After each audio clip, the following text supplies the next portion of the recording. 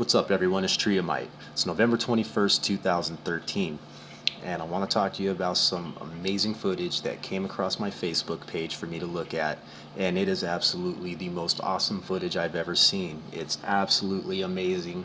There's no other way for me to say it. I look at footage like this all the time to analyze it for people and give them my opinion on it. And when I'm looking at this footage, it meets all of my criteria to be a legitimate video in my eyes. I firmly believe when we capture UFOs on video, the reason why they're so distorted and fuzzy and never clear image is because of the technology that's being used within the craft. It's either the gravitational engines are having an effect on our imagery, or they have specific technology that distorts the imagery so we can't get good imagery on it. When we see these crystal clear videos from third phase of the moon, all that CGI bullshit, it's all fake as hell to me, guys. Every video that I've ever recorded of a legitimate UFO sighting with my own eyes and then picked up the video camera always comes out a little bit distorted or fuzzy. Regardless of what I'm using, it's never perfect. So when I'm looking at this video, that part is meeting the criteria. Overall, the video meets the criteria. The quality of the video, the way that foreground objects are in focus and background objects are out of focus, and vice versa. It just meets all the criteria, guys. So I want to play it for you, and it's just a subject that's very near to me. I've witnessed this personally as it came over Arizona into New Mexico and Texas, and it entered in pieces. I did not witness a solid object enter and then break up. I witnessed pieces entering and then more pieces coming off of the pieces. And that's what I saw right here from my own backyard. So this subject to me is very near to my heart because it was the second space shuttle disaster that I witnessed live with my own eyes. I also witnessed the Challenger. So let me play this footage for you guys, and then I'm going to come back and analyze a little bit of it for you. But before the video starts the roll of the actual footage, there's a couple paragraphs in here that was tagged along with the footage that I want you guys to read. So I hope you enjoy it.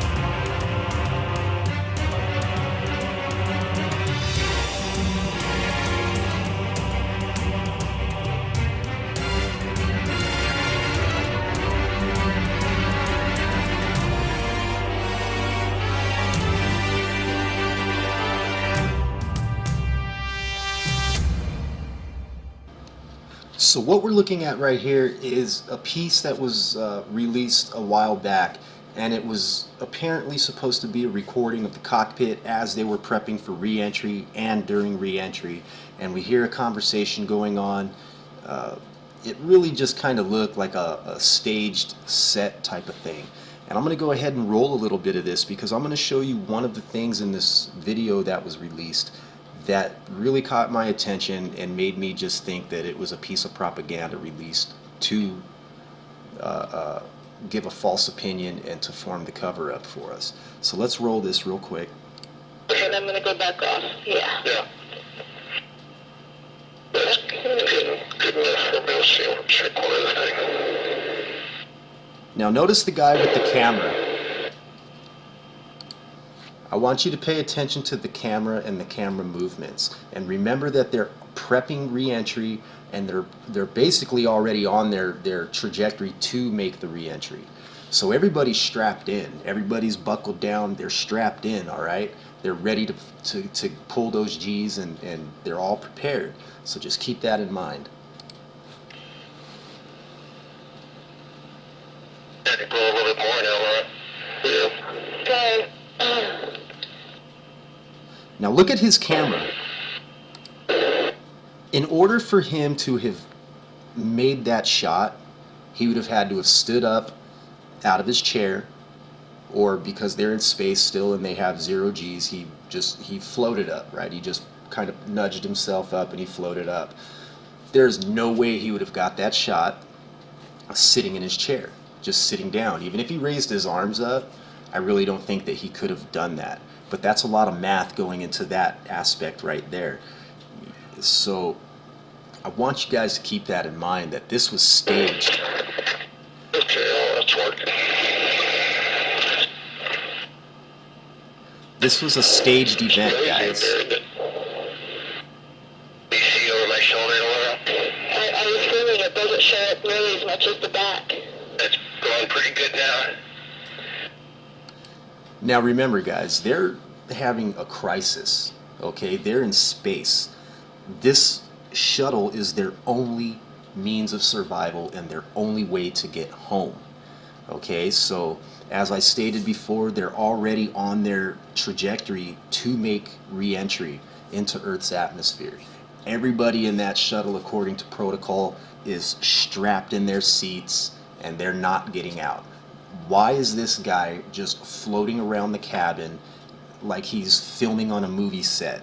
Like they're making sure that they give us specific shots, guys. And that's why I gotta call bullshit on this specific video, and I've always called bullshit on it. I've never believed it. But that's up for you guys to decide on that one. Shit's about to get very real, guys. Copy that. 797 here, you want to hear? Lots clear. 7, go ahead. I'm bogey with 10 o'clock high. This is Houston. Say again, 7. So we have a bogey at 10 o'clock high. So right here they're calling out a bogey at 10 o'clock high to mission control. So let's just pay attention. We have an unidentified flying object. All its eyes that appears to be tumbling. It just seems to be tagging along with us.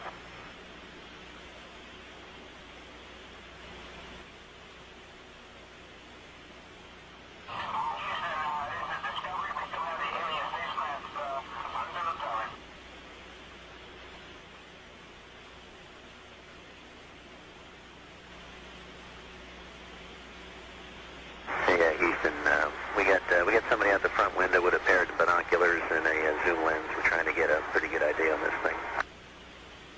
And we copy that.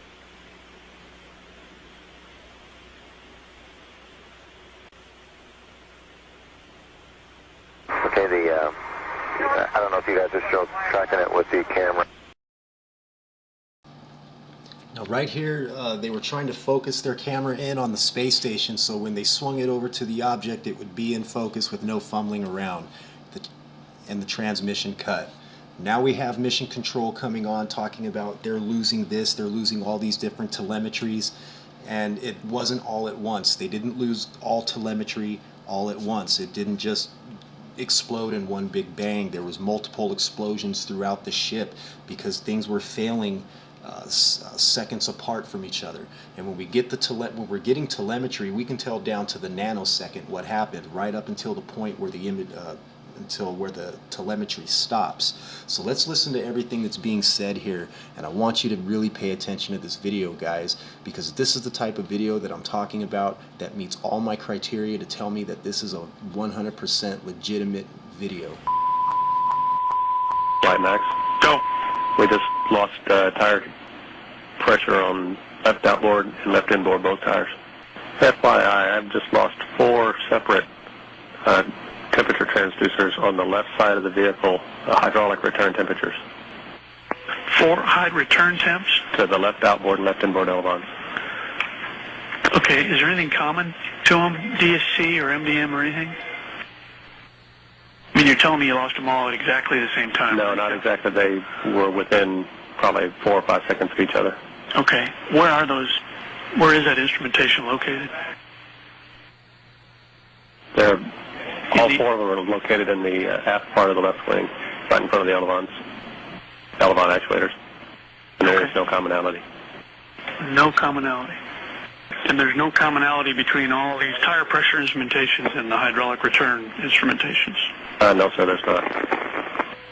We've also lost the nose gear down talkback and the right main gear down talkback. Nose gear and right main gear down talkbacks? Yes, sir. In flight econ? Econ. I've got 4 temperature sensors on the bottom line data that are off scale low. Columbia. So here's where I start to have a problem with some of this video, guys, because I'm going to show you a picture right here. This is STS107 on takeoff for that mission. Now we're looking at the left side of the shuttle, and if you pay attention, you look where it says United States and we see the flag. We see the United States flag, and then we see United States.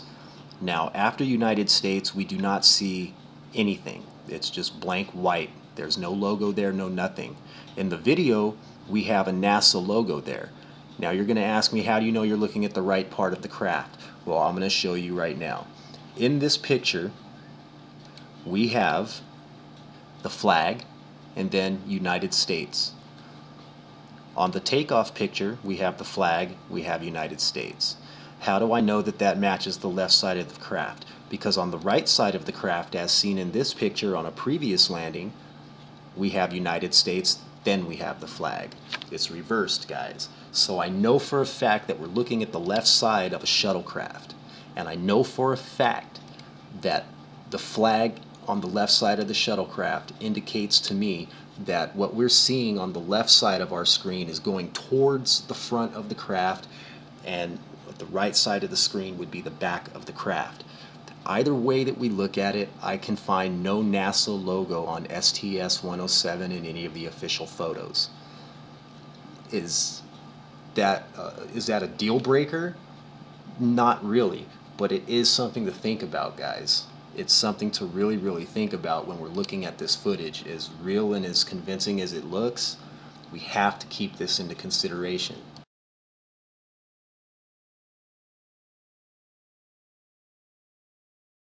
Houston, UHF comm check.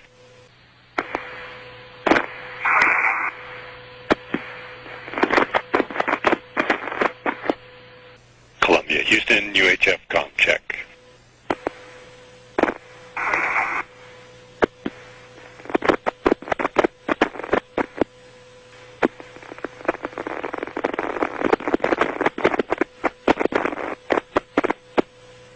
Capcom Charlie Hobaugh calling Columbia on UHF frequency as it approaches the Merritt Island tracking station range in Florida.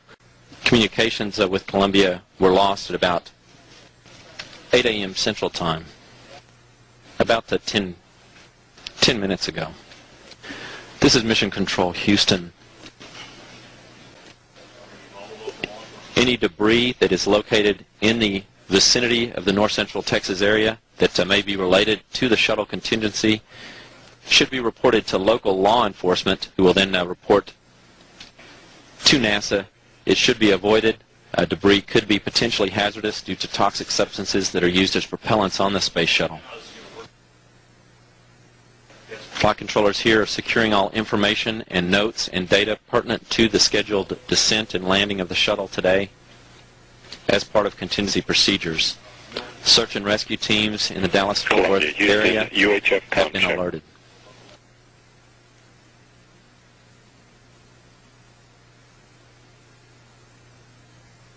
Again, any debris that is located in the north central Texas vicinity that may be related to the space shuttle contingency should be reported to local law enforcement authorities and should be avoided as it may be hazardous due to toxic substances that are used as propellants